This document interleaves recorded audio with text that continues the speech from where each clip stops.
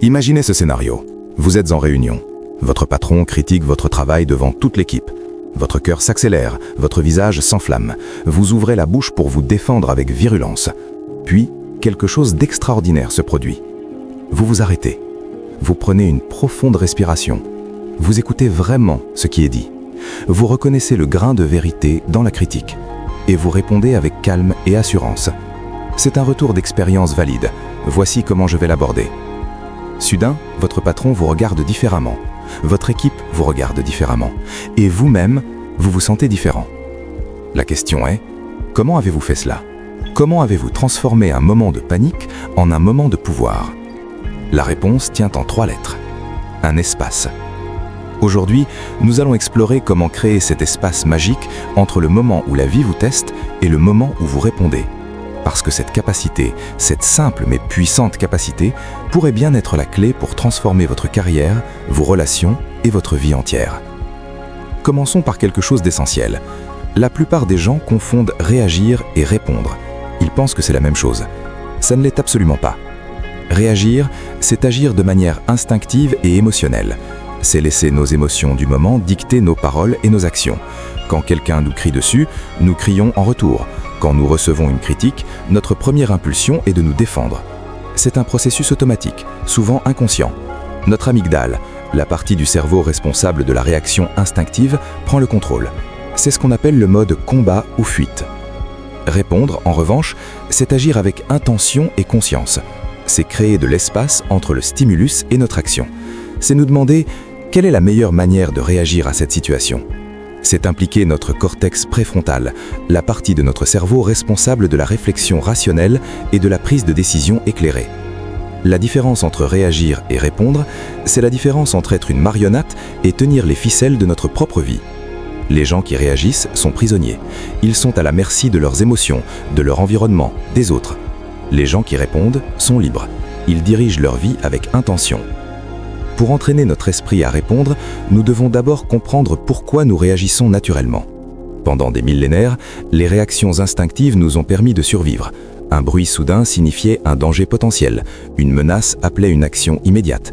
Notre cerveau était câblé pour la vitesse, pas pour la réflexion. Mais aujourd'hui, notre environnement a radicalement changé. Les menaces ne sont plus un lion qui nous charge, mais un email désagréable de notre patron, une critique sur les réseaux sociaux ou une désapprobation d'un être cher.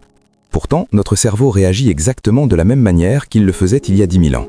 Il active notre système nerveux sympathique, libère du cortisol et de l'adrénaline et nous prépare au combat. C'est inefficace et souvent catastrophique. Une réaction instinctive à une critique constructive pourrait détruire une relation professionnelle précieuse.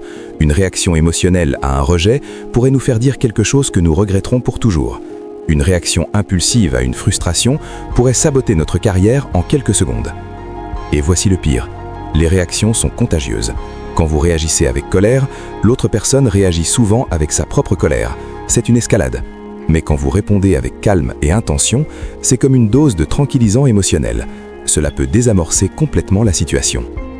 Maintenant, comment entraînons-nous notre esprit à répondre plutôt qu'à réagir? Voici les étapes clés. Tout commence par la conscience.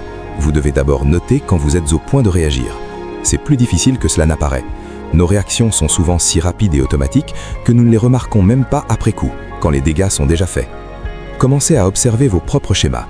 Quelles situations vous font réagir? Qu'est-ce qui vous déclenche réellement?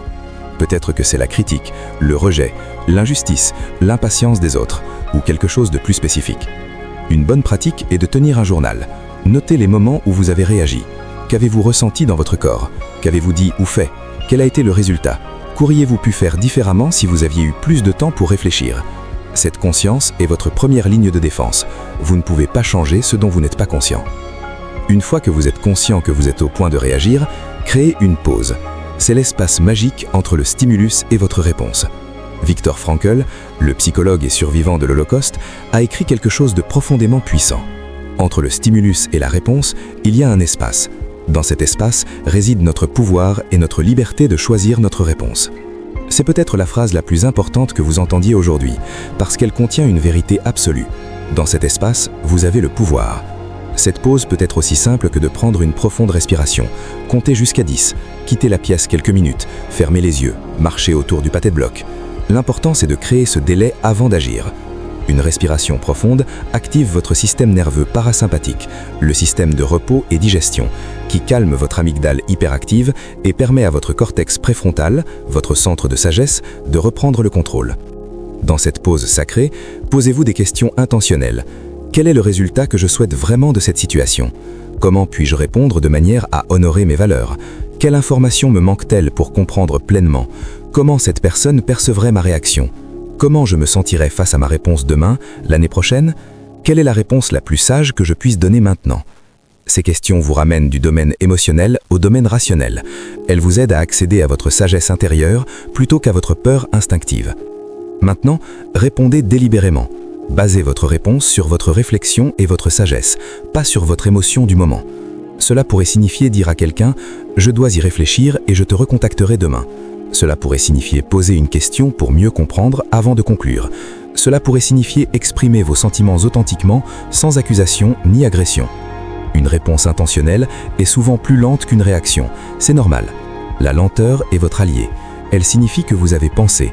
Elle signifie que vous respectez le moment et la personne.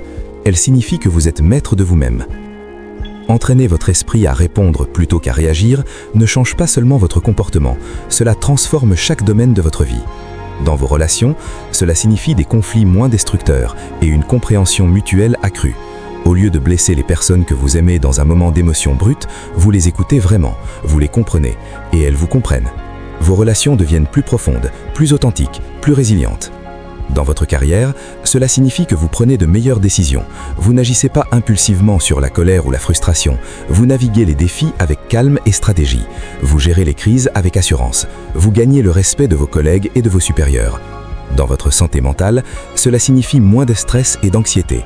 Vous ne dépensez pas votre énergie à ruminer sur vos réactions passées, à vous en vouloir pour ce que vous avez dit. Vous ne transférez pas votre stress vers les autres. Vous dormez mieux, vous vous sentez mieux. Et dans votre développement personnel, cela signifie que vous reprenez le contrôle de votre vie.